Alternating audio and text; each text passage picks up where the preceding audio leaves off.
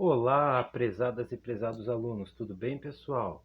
Sexto ano, sejam todas e todos muito bem-vindos à aula de hoje, ou melhor, à nossa videoaula, né, gente? A gente vai falar sobre o quê? Sobre conhecimento, sobre a diferença entre episteme e doxa. Não se assuste com essas palavras, porque eu já vou explicar para vocês o que elas significam, né? Ou melhor, esses conceitos. E a gente vai entender um pouco mais e refletir um pouco mais sobre o autoconhecimento e a sua importância, né, pessoal? E também, por fim, sobre a empatia, tá?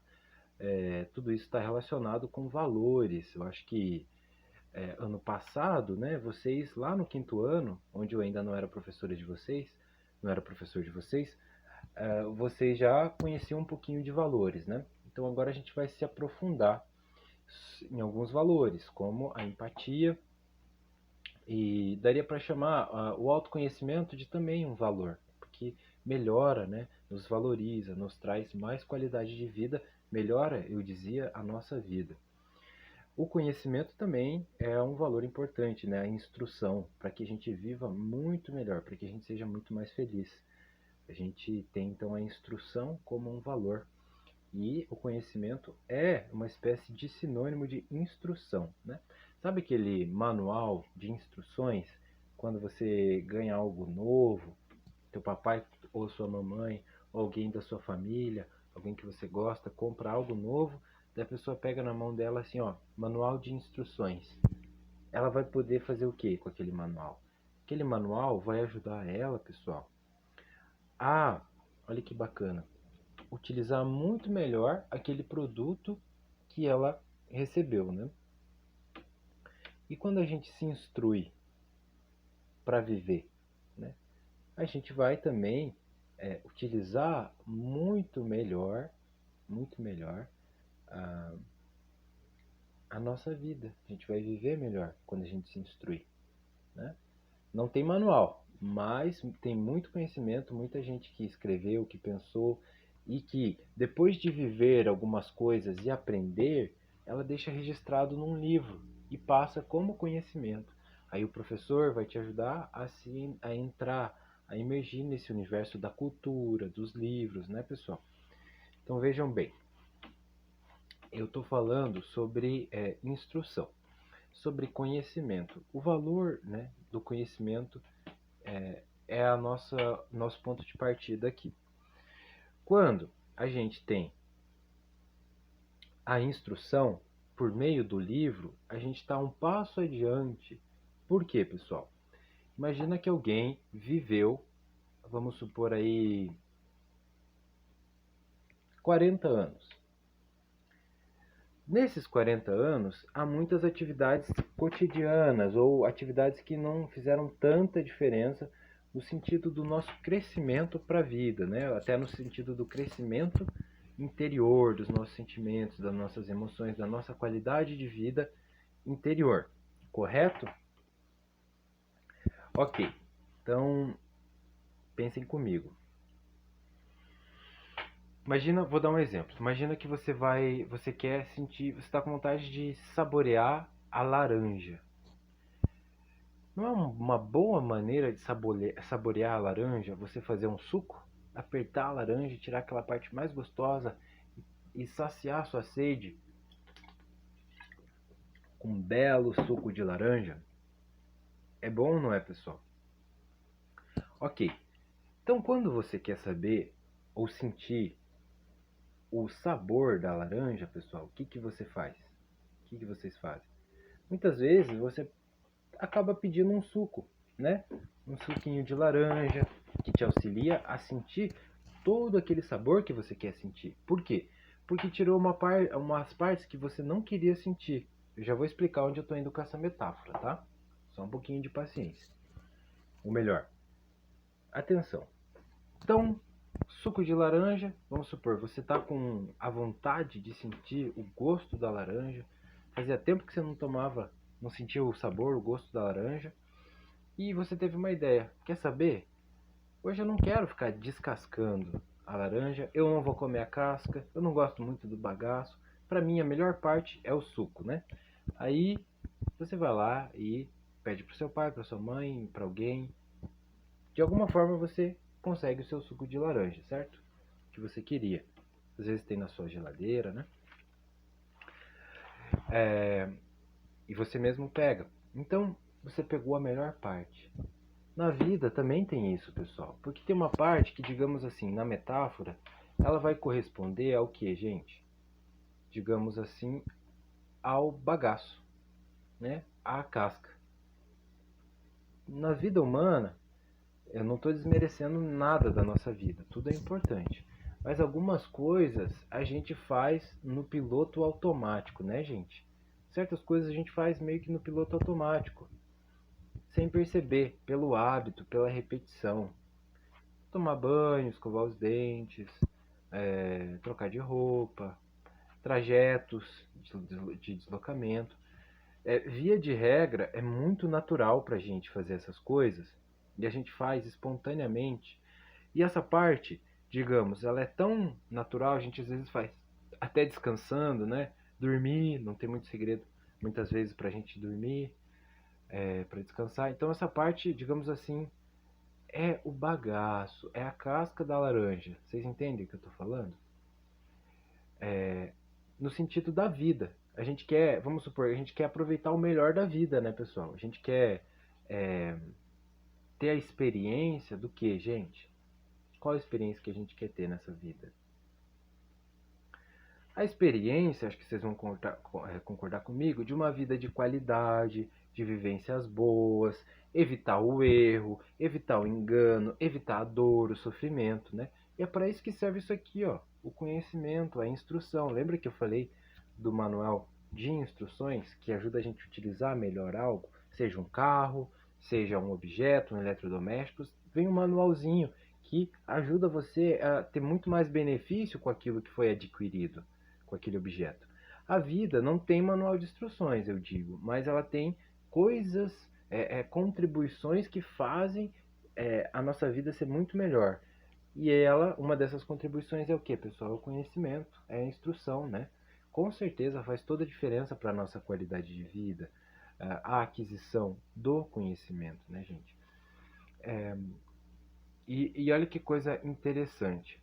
Como que esse conhecimento geralmente é transmitido? Como eu estou transmitindo para vocês, né? Oralmente, pela boca, pela fala, né? Pela linguagem verbal, que a gente diz, mas também pela linguagem gráfica, escrita, pelas grafias, né? Pelas letras, aliás, ou melhor dizendo. Então, quando a gente transmite esse conhecimento, a gente pode se utilizar de aulas, de livros e etc. Nas aulas, nos livros, o que vai acontecer? Vamos pegar o exemplo do livro, né? Que é um veículo do quê? Do conhecimento. No exemplo do livro, pessoal, o livro é o suco da laranja. Se a vida, se o sabor da vida, a melhor parte da vida, corresponde ao sabor da laranja, uma certa parte vai corresponder àquele bagaço, à semente, às coisas que não se aproveitam, à casca, que é algumas coisas que a gente chama de trivialidades ou banalidades, né? E hábitos que a gente faz no piloto automáticos vão corresponder nessa metáfora que eu estou explicando para vocês à casca, né? Então, ao bagaço, a semente, aquela parte que é muito que a gente geralmente não aproveita muito, né? Então, as coisas que a gente faz no piloto automático, hábitos do nosso dia a dia que realmente não fazem aquela diferença tão grande quando a gente não foca muito neles, né? Claro que se você pegar o bagaço da laranja ou a casca, você pode fazer uma coisa muito gostosa. Mas a gente prefere, geralmente a gente gosta muito mais do suco, né, pessoal? Geralmente a gente gosta muito mais do suco. Legal. E o que corresponde então ao suco da laranja, né? Quando o assunto é qualidade de vida? O conhecimento.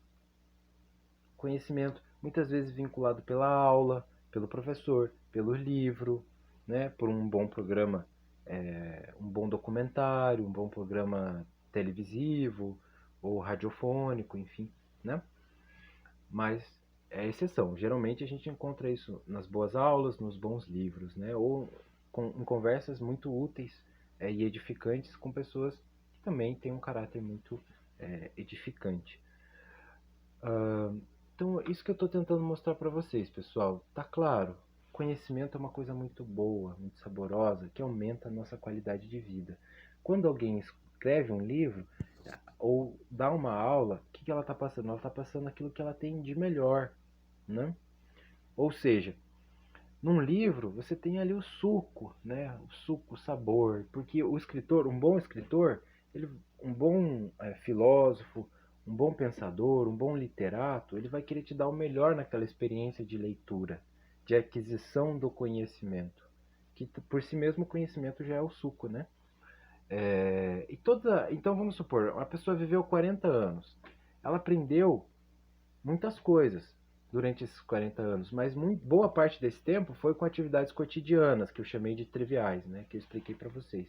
Mas as maiores lições, às vezes, ela pega, condensa, faz um belo de um suco, de uma limonada, de uma laranjada, não sei se é assim que fala, um suco de laranja, bem gostoso. Então, o melhor dela, às vezes, do melhor que ela aprendeu na vida dela, os melhores pensamentos, as melhores ideias, as contribuições mais edificantes, que mais trazem qualidade de vida, muitas vezes o escritor, né, ou o professor faz?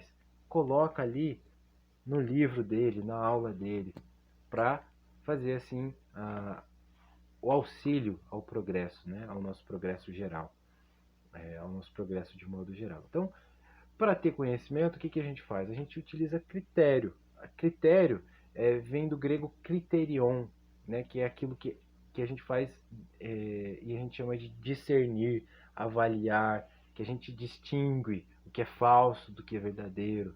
Isso é o critério. É você ter discernimento para falar isso é bom, isso é ruim. Né? E a lógica, né, que é aquilo que dá estrutura, dá coerência, né, faz o nosso pensamento ser funcional, ter uma direção correta, não ter contradições, não albergar, ou seja, não estar misturada com enganos, com erros. É isso que a lógica faz. Ela separa. Ela fala, ó, isso aqui não. Quando a gente tem um pensamento racional, lógico, ele separa os erros e os enganos, tira de lado e engrandece os acertos, tá bom? Bom, então episteme, pessoal. Episteme é o quê? É conhecimento. Episteme é conhecimento. Conhecimento tem critério. Conhecimento é uma crença que se justifica. Ela é justificável. Episteme é isso. Ela se justifica, ela é profunda, ela é científica, ela serve de base para a ciência. Você pode reproduzir o conhecimento. Isso é importante. Uma das principais diferenças entre episteme, né, e doxa, que é opinião, doxa é só opinião, né?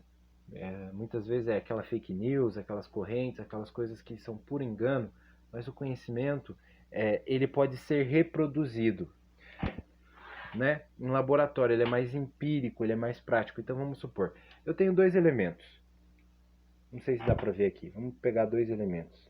Imagine que esse é o elemento X e esse é o elemento B. Vamos supor que seja ouro e prata. Vamos supor que eu descubro que ao juntar ouro e prata, dois elementos, surge um terceiro elemento chamado elemento X. Tá, surgiu o terceiro elemento, X. Se eu defendo que ouro e prata, lembra que eu estou usando isso como exemplo? Prata e ouro juntos, quando eu misturo os dois, vamos supor que eu descobri que produz o elemento X, que seria isso aqui, elemento X. Só um exemplo, uma metáfora. Qual que é a característica do conhecimento, pessoal? É poder reproduzir isso. Sempre que eu juntar ouro e prata, supondo, são exemplos, surgiria o elemento X. Hoje, amanhã e depois. Daqui 10 anos, a 20 anos atrás. É uma das características do conhecimento, você poder aplicar e ele se provar verdadeiro, né? Então ele é profundo, ele passa pela produção muitas vezes consensual, vários estudiosos se dedicando para chegar num conhecimento. Empírico, ou seja, no laboratório você reproduz e fala, ó, prata e ouro, pum, surge o elemento X, hoje, daqui 2 anos, igual, né? É profundo e geralmente é público, ou seja, é acessível ao público, né? Não é uma coisa muito íntima, como a opinião, né? É uma coisa que, por exemplo, o conhecimento da medicina, ele é público entre os médicos, o conhecimento da astronomia é público entre os astrônomos, o conhecimento da linguística, da linguagem, é público entre os estudiosos da linguagem. A opinião é só superficial, é aquilo que passa de geração em geração, muitas vezes, herdado como um engano, né? Eu gosto de dar um exemplo para a gente falar de doxa, que é, imagina que uma família de cozinheiros, lá na sua quinta geração, tinha um cozinheiro jovem, que não consegue, que se pega com uma receita da sua família, cortando as asas e as coxas de um frango, colocando numa assadeira e colocando no forno. E um dia ele fala, por que eu faço isso? E ele pergunta para a mãe dele, que ele aprendeu com a mãe dele a fazer aquele prato. A mãe dele fala, pergunta para sua avó, aprendi com a sua avó. Ele pergunta para a avó fala, pergunta para sua bisavó, eu aprendi com a sua bisavó. E a bisavó fala, não acredito que vocês ainda fazem essa receita dessa maneira, gente. Para que fazer a receita assim? Eu só fazia a receita assim porque no meu tempo a gente era uma família pobre e não cabia na assadeira o frango, eu tinha que cortar. Mas não continuem. Agora vocês têm dinheiro, vocês têm uma assadeira bem maior, é só colocar o frango inteiro. Então é isso que eu estou falando de doxa, pessoal. Ou seja, doxa é o quê? É aquela questão superficial, né, gente? Aquele ponto de vista particular, superficial, sem questionamento, muitas vezes ilógico, passado de tradição por tradição, geração por geração, e às vezes não tem base nenhuma de conhecimento, muitas vezes, né? É o contrário, inclusive. Episteme é o contrário de doxa. Já ouviu falar em paradoxo? O que é paradoxo? Duas opiniões contrárias, né? Que não fazem sentido juntos. Tipo, fazer as tranças de um careca, né? Então, essa é a diferença entre as duas coisas. O autoconhecimento é o quê? Eu pegar esse conhecimento, essas noções do que é o conhecimento e mergulhar em mim mesmo para me compreender. Por quê, pessoal? Imagina, aquele dia que tá lindo, ensolarado, se a pessoa tá triste, o que acontece? Ela não consegue aproveitar aquele dia. E aquele dia mais chuvoso, nublado, o que acontece? Se a pessoa tá feliz, não importa se está nublado, ela vai aproveitar o dia da mesma forma, certo, pessoal? Então, a gente busca o autoconhecimento para quê? Para a gente aproveitar a nossa vida, para a gente viver melhor, né? Para a gente ter mais qualidade de vida, porque tudo começa em nós mesmos. Quem que experimenta toda a sua vida? Você. Então, vamos supor, se a tua língua tá ruim, tá amarga, você não vai sentir nenhum sabor gostoso, né? Porque a tua língua, vamos supor que ela estivesse com algum problema, por exemplo, você não ia conseguir sentir o sabor de nada, né? Tudo ia vir amargo se tua língua estivesse amarga. A vida é a mesma coisa. Se a gente não estiver bem interiormente, toda a experiência externa, toda a vida externa, não chega com sabor pra gente. Porque se a gente estiver amargo, se a gente estiver mal por dentro, o externo não resolve. Então, é para a gente compreender nossos sentimentos, nosso modo de pensar e de encarar a vida, que existe o autoconhecimento, que significa estudar o que nós somos, como pensamos, né, como podemos contribuir para nós mesmos, estudar o nosso lado interior, significa entender como pensamos, e isso pode contribuir muito para a gente entender o universo que nós somos, que existe em nós mesmos. Empatia é o que, pessoal? É mergulhar no universo do outro, né? Porque simpatia é o que? Pessoal, tudo que tem patia vem de... A maioria das palavras que tem patia vem de patos, que em grego significa emoção, sentimento. Emoção é melhor, às vezes até desequilíbrio significa isso em grego também. Alguns tradutores acreditam que é o significado. Então, quando eu estou simpático, é a mesma coisa quando eu tô, é parecido quando eu tô sintonizado. Esse sim é aquela conexão, tô no mesmo tom, né? Estamos em sintonia, estamos no mesmo tom, estamos juntos. estamos simpáticos, estamos no mesmo patos, estamos juntos, né? Ah, que fulano é antipático, tá negando o patos. Ela não tem o sentimento, ela tá negando aquela conexão, é antipático.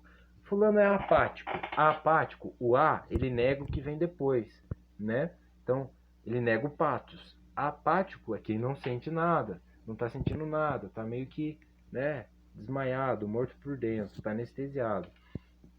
Então, quero que vocês entendam bem o que é patos, porque patos vem como patia, e patia é emoção, é sentimento. E quando se tem empatia, esse empatia significa dentro. Em inglês vocês vão entender que é dentro, né? Drive-in, você dirige drive para dentro do local, pega o seu lanche lá no drive-in, né? Então, é você mergulhar. Empatia é você é empatia. Entrar no patos de quem? Da pessoa que você está vendo, que você está conversando, as outras pessoas. É mergulhar no universo interior de uma pessoa.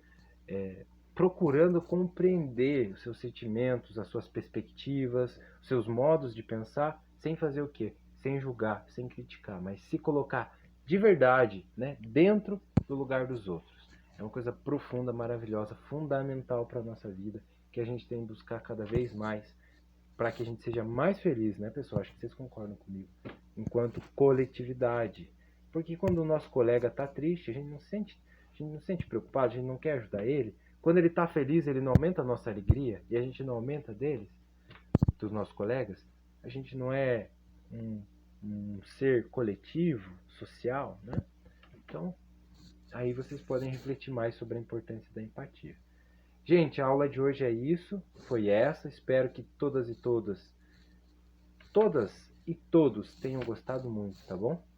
Fiquem bem, um abraço e até logo.